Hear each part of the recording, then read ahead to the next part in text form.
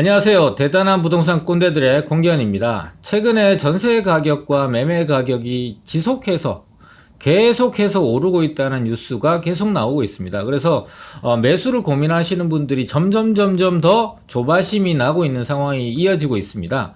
자, 그런데 이 정부의 강력한 경고 메시지가 연일 나오고 있죠. IMF 때처럼 20% 이상이 떨어질 수도 있다라는 강력한 경고 메시지에도 불구하고 수요자들이 계속 매수를 이어가고 있고 집값이 상승하고 있는 이유가 있는데요. 그 이유가 경고 메시지보다 땡땡땡땡이 될까봐 더 무섭다. 수요자들이 정부의 경고 메시지보다도 훨씬 더 판단 기준을 잡고 있는 것이 무엇인지를 좀 알아보면서 전체 서울과 수도권 지역의 집값 상승이 어떻게 변하고 있고 어떤 식으로 진행될 것인가도 한번 예측해보는 시간을 갖도록 하겠습니다. 자, 두 번째로 집값 싼데 모조리 찾아라. 다 올랐다.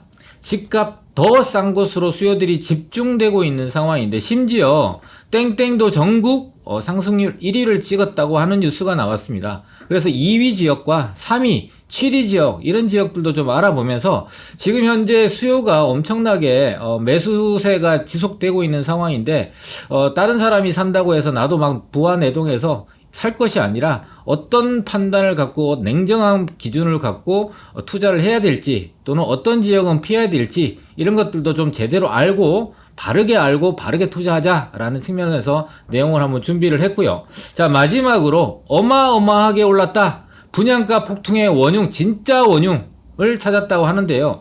자, 정책적인 실패 또는 수요 공급 이 불균형 이런 것들이 전반적으로 부동산 시장을 불균형하게 만드는 주요 원인 중에 하나인데 이 기사에서 나온 내용은 다른 큰 원흉이 있다고 합니다. 그 원흉도 알아보고요. 전 정권부터 해서 현 정권까지 이어지는 부동산 시장의 어떤 흐름이라든지 또 향후에 부동산 시장이 어떤 식으로 흘러갈지를 한번 예측해보는 시간을 갖도록 하겠습니다. 끝까지 시청해 주시면 도움이 될 것 같습니다. 지금부터 시작하도록 하겠습니다.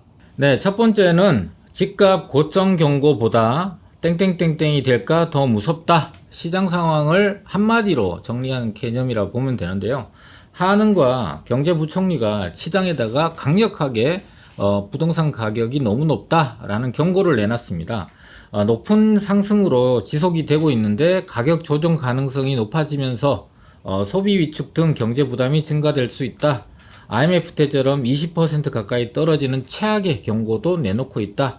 그 다음에 고평가 가능성과 주택가격 조정 시의 영향으로 우려가 제기되고 있다라는 한은과 경제부총리의 경고 메시지가 시장에 내놨는데 시장에 씨알도 안 먹히고 있죠. 이유가 있죠. 여러 가지가 있는데 솔직히 시장에서 이제 바라보는 사람들이 정책적으로 실패를 이제 정부가 자인을 하고 있는 상황이고 이 정책 실패의 가장 큰 원인은 결국은 공급이잖아요.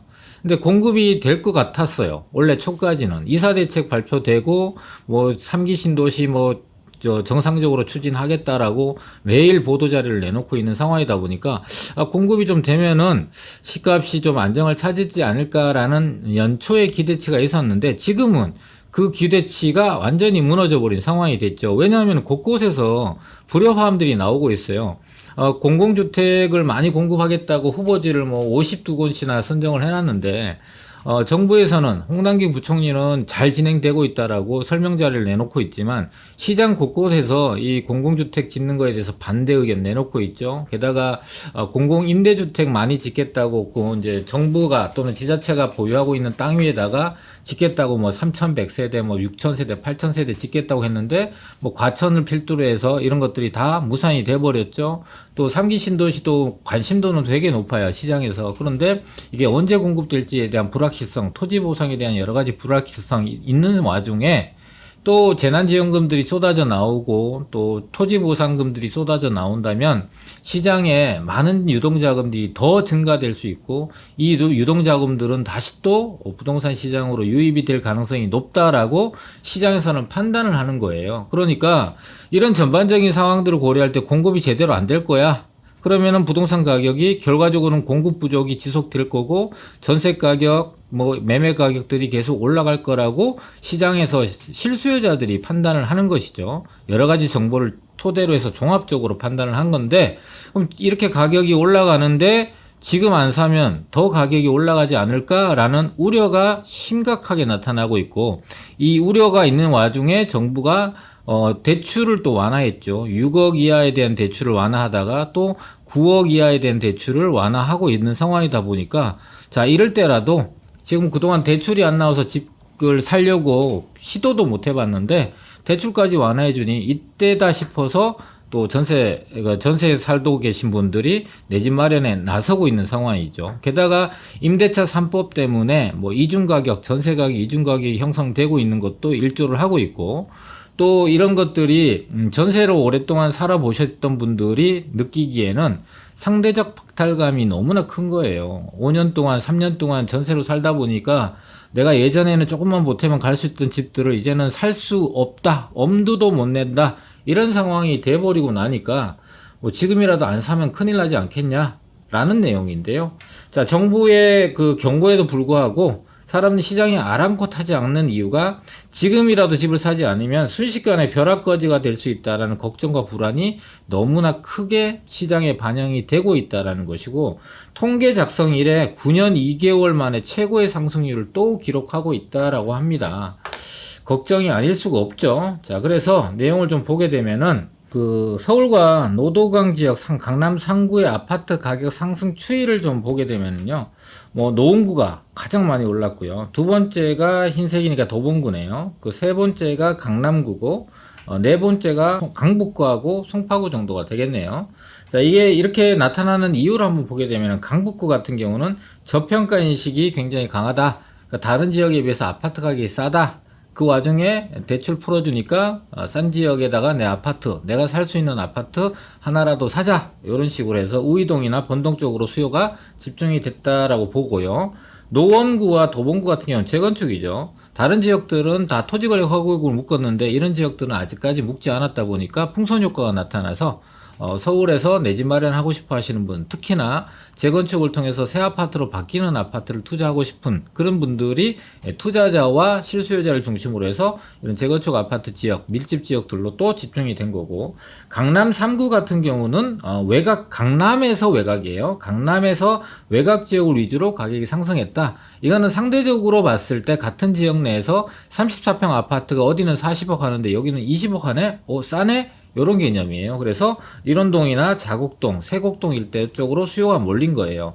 자, 이렇게 이제 상대적으로 가격이 저렴하거나 또 상대적으로 가격이 내 돈으로 살 수 있는 지역이라고 할 수 있고, 또는 대출을 받고 할 수 있는 지역들로 수요가 몰리는 풍선 효과가 가속화되고 있는 와중이기 때문에 이럴 때 우리 시청자분들이 잘 판단하고 냉정하게 판단해야 될 필요가 있다. 왜냐하면은 이제 다른 사람들이 산다고 나도 덩달아서 이게 사는 거가 결과적으로는 나중에 좋지 않은 결과로 이어질 수 있기 때문에 신중할 필요 있다. 그렇다고 해서 신중하기만 할 것이냐? 그렇지는 않다는 것이죠. 그래서 내가 대출을 이용한다면은 내가 향후에 금리가 상승을 하더라도 감당할 수 있는 범위 내의 규모의 대출만 이용을 하셔서 그 자금으로 살 수 있는 아파트를 사셔라. 첫 번째는 역세권을 중심으로 사야겠죠. 근데 역세권에서 멀더라도 단지가 조금 더 큰 단지를 중심으로 해서 사고, 또 주거 환경이나 이런 것들을 같이 고려를 해야 되기 때문에 그런 것까지 종합적으로 고려하셔서 할 수 있는 범위 내에서 최선의 선택을 하자.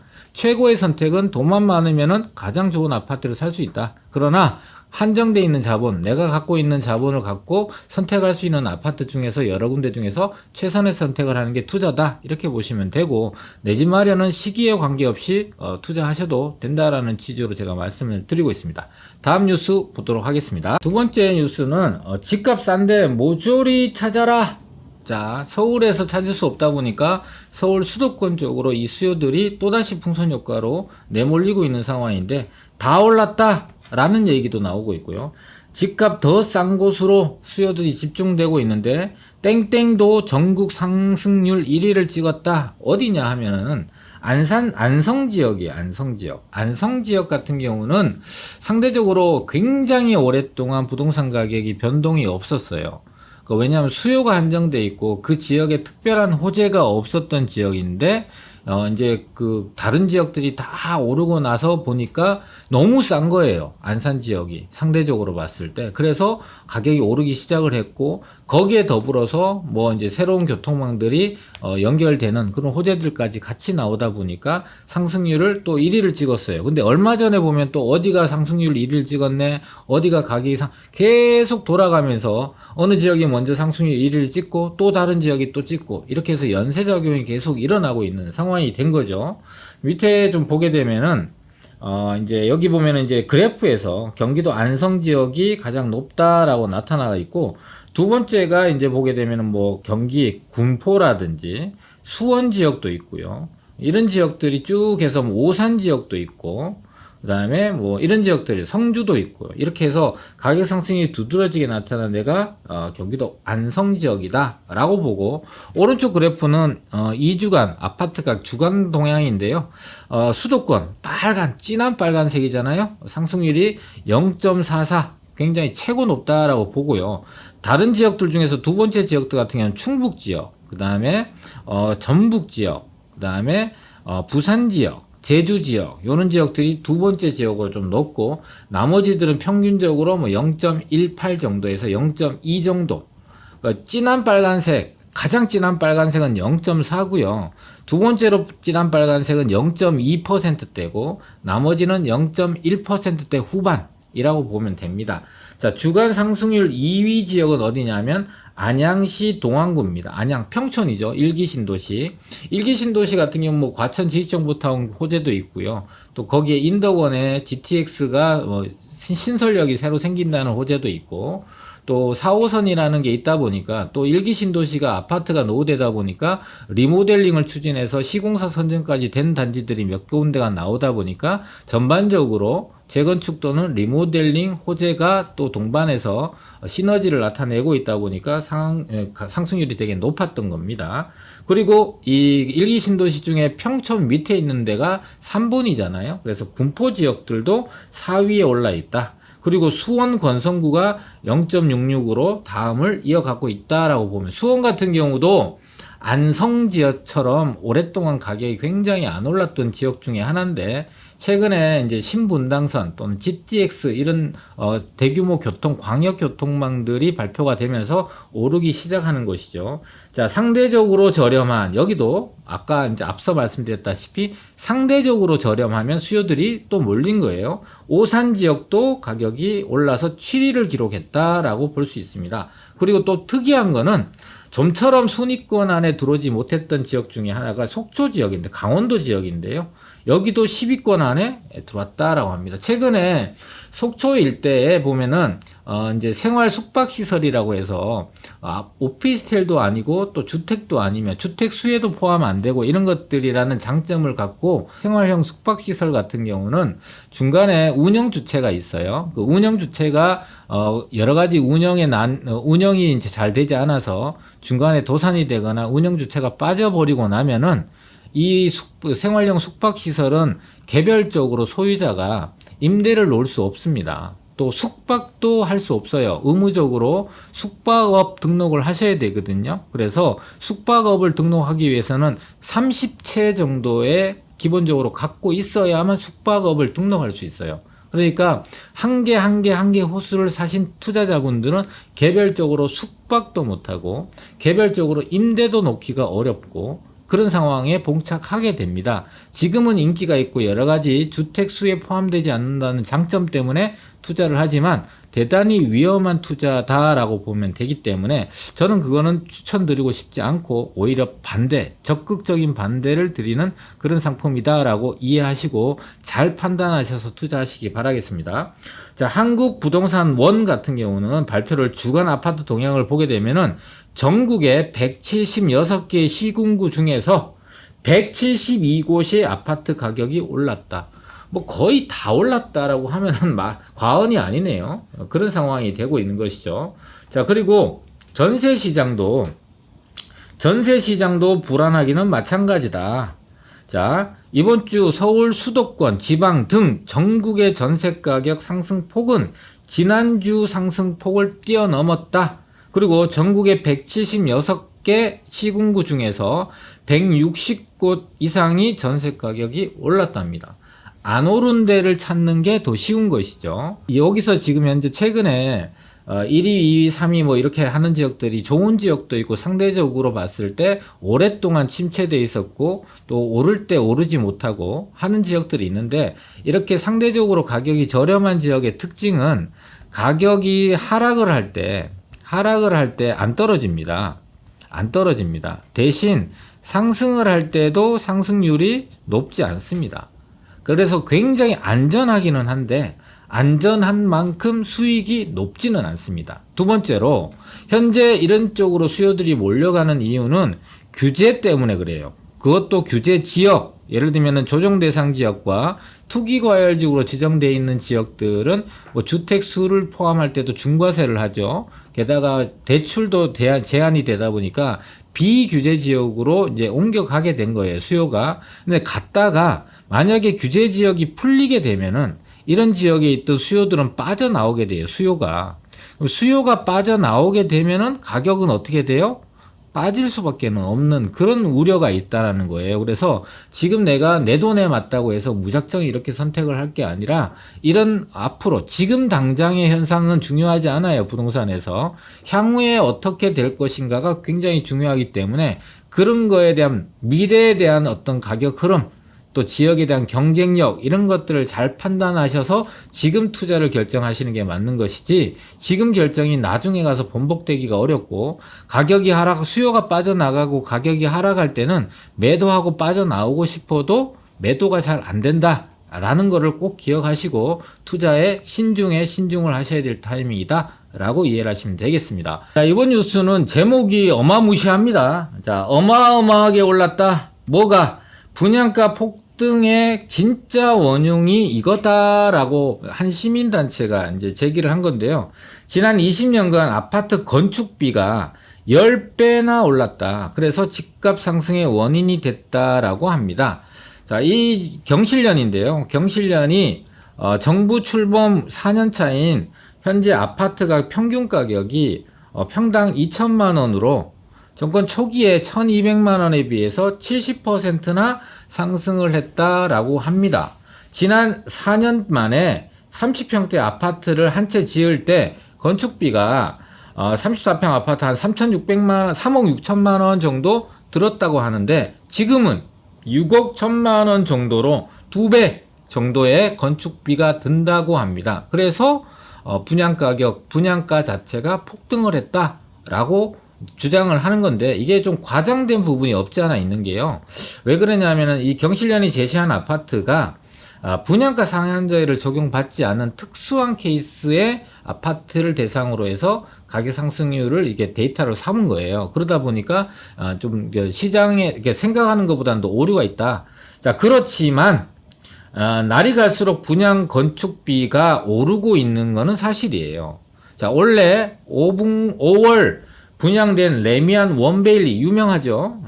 건축비가 평당 1,468만 원이었어요. 그래서 이런 것들이 어떤 흐름을 보여왔냐라고 이제 이 그래프를 한번 보게 되면은, 옛날 전 정권도 있고요, 노 정권도 있고, 뭐 노, 그다음에 박 이제 현재, 이렇게 역대 정권들에 대해서 이제 건축비, 표준 건축비, 법정 건축비 뭐 이런 어려운 건데요. 그냥 이제 그렇게 건축비들이 이렇게 변해왔다. 쭉 올라오다가 김 대통령 때하고 노 대통령 때 건축비가 쭉 올랐어요. 이게 왜 올랐냐면은 이때가 어느 시절이냐면 IMF잖아요. IMF를 극복하기 위해서 활성화 정책을 엄청나게 쏟아냈어요. 그래서 이 활성화 정책에 부작용이 있을 줄 알면서도 할 수밖에 없었던 거죠. 그래서 이 활성화 정책의 부작용으로 인플레이션이 되게 높게 나타났습니다. 그래서 여러 가지 건축 자재라든지 인건비라든지 이런 것들이 상당히 많이 오르게 되면서 원가 자체가 오른 거죠. 자, 그리고 이 대통령과 박 대통령이 있는 이 시기는 왜 안정기를 찾았었냐 하면은, 이때는 글로벌 금융위기였죠. 글로벌 위기. 그러니까 이 위기 때는 건축 자체가 아예 뭐 건설회사들이 거의 도산하고 막 그랬잖아요. 그래서 이때는 건축 경기가 좋지 않았기 때문에 오를 수가 없었어요. 건축 경기가 활발해야 자재도 부족하고 인원도 부족하고 건설 기계도 부족하니까 부족해야만 가격이 올라가는데 그렇지 않았던 시기고, 또 이때도 활성화 정책을 엄청나게 쏟아냈고 이 활성화 정책에 대한 어떤 영향으로 인해서 그 다음 시기에 올랐는데 이때는 오르는 폭이 엄청납니다. 물론 이때 이런 그 활성화 정책과 더불어서 정책의 실패가 또 이제 더해지게 되면서 그 효과가 극대화된 케이스라고 볼 수가 있습니다. 자, 그런데 이 내용을 좀 더 보게 되면은, 좀 더 자세하게 보면은 경실련이 지목하고 있는 원인이 또 한 가지가 있는데요. 그 주요 원인은 분양가 상한제에서 기본형 건축비에 가산되도록 하는 건축비 가산비가 과도하다라고 합니다. 자, 이 얘기가 뭐냐 하면은 원베일리를 이제 예로 들게 되면은 건축비가 요만큼 들었다고 합니다. 요만큼. 근데 가산비가 이만큼 들었어요. 그러니까 아파트를 짓는 기본적인 건축비는 요만큼인데 그 기본적인 건축비보다 가산비, 예를 들면은 뭐 안반을 깬다거나 또는 조경을 더 조성하거나 친환경으로 한다거나 뭐 이런 거에 대한 비용이 기본적인 건축비보다 훨씬 많이 들어갔다고 책정을 한 거죠. 이거는 뭐 때문이냐 하면은 그냥 분양가 상한제 때문에 제대로 들어가는 건축비를 다 이제 반영하지 못하고 있는 거예요. 그러다 보니까 편법을 쓰는 거죠. 그래서 정부가 원하는 분양가 상한제 그 가격대로 이제 짓는다라고 하고 나머지 비용들은 어차피 비용이 드는데 이 비용을 충당을 해야 될 거 아니에요? 다른 비용 처리를 해야 될 거 아니에요? 그러니까 가상 건축비를 약간 부풀려서 진짜 건축비가 들은 만큼을 이제 충당을 하고 또 여기에 수익도 이만큼 포함이 되겠죠. 건설회사의 수익이 이만큼 포함이 되겠죠. 그래서 이렇게 되는 거다. 그러니까 이게 현실화가 좀 돼야 될 필요는 있어요. 정부가 가져가는 아파트 지어서 임대아파트, 예를 들면 아파트 단지에 이만큼을 임대아파트로 지어서 기부 체납을 하잖아요. 그러면 임대아파트 짓는 데는 건축비를, 기본 건축비, 굉장히 싼 자료나 이런 것들로 지을 수밖에 없어요. 왜냐하면 가져가는 가격이 너무 싸게 가져가니까. 건축비 실제로 들어간 것보다 훨씬 싼 가격으로 가져가니까 거기는 건축비를 이제 아껴야 될 거 아니에요. 그럼 다른 데는 제대로 된 건물을 짓고 이렇게 되다 보니까 임대 아파트의 질이 굉장히 저하되는 주요 원인이기도 하고, 또 이런 것들이 실제로 시장에서 들어가는 건축비를 제대로 반영하지 못하다 보니까 편법이라든지 이런 것들이 이제 난무하게 되면서 실제적인 건축비 또는 분양 가격을 올리는 주요 원인이 되는 거는 사실이에요. 이것만이 정말 분양가를 올리는 주요 원인은 아니지만, 또 분양가 상한제가 서민들이나 또는 많은 실수요자들한테 좋은 기회를 제공하고 있는 건 사실이지만, 기회를 제공받는 분들은 소수고 또 대다수의 많은 사람들이 그 기회에서 박탈되는 그런 사람들이다 보니까 많은 숫자들이 오히려 이거에 대한 피해를 보고 있는 것도 현재 사실입니다. 그래서 이런 것들이 분양가 상한제, 분양가를 올리는 주요 원인 중에 하나이긴 하지만 이게 절대적인 원인은 아니다라고 판단이 되고, 여기에 더불어서 원자재 가격이 뭐 예를 들면 철근 가격이 톤당 75만 원 하던 게 5, 6개월 만에 135만 원으로 톤당 올라버리는 이런 상황이 발생을 하게 되고, 곧 있으면은 3기 신도시가 몇 군데이긴 하지만 공사를 시작을 하게 될 거 아니에요? 그럼 공사를 시작을 하게 되면은 전국에 있는 건축 자재, 예를 들면은 레미콘이라든지 크레인이라든지 시멘트라든지 철근이라든지 이런 것들을 3기 신도시가 다 빨아들여 버리고 나면은 기타 여러 다른 사업장들은 원자재를 구하지 못해서 웃돈을 줘야만 원자재를 구할 수 있는 상황으로 바뀌게 돼요.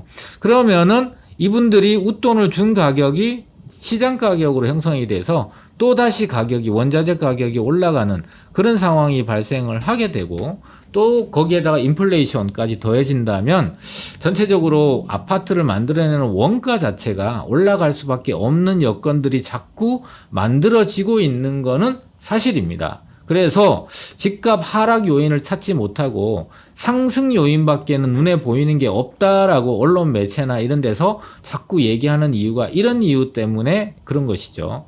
자, 오늘 뉴스는 전반적으로 시장 상황을 제대로 보지 못하고 있는 정부의 정책 실책과 또 시각을 또 두드러지게 보고 또 시장 참여자나 수요자들은 그런 불신에 바탕을 해서 수요에 매달리고 또 영끌까지 하고 있는 상황을 전체적으로 좀 짚어봤습니다. 근데 주의할 점은 어떤 시기든 간에 투자는 내가 결정을 하고 그 결과에 대해서 내가 책임을 지니까 다른 사람들이 산다고 해서 따라 산다거나 하는 그런 우를 범하지 마시고 냉정하고 냉철하게 분석을 하고 현재 자금 범위 내에서 내가 이 부동산을 투자하는 것이 또 내 집 마련을 하는 것이 현명한 선택인가를 잘 고민하신 다음에 결정을 하실 필요가 있다라는 걸 꼭 말씀드리고 싶습니다. 제가 오늘 이런 4가지 뉴스를 전해드리는 거는 따라 사라 아니면 사지 마라 이런 판단을 강요하거나 주장을 하는 게 아니고 이런 내용들이 전해지고 있으니까 이런 내용들을 잘 참조하셔서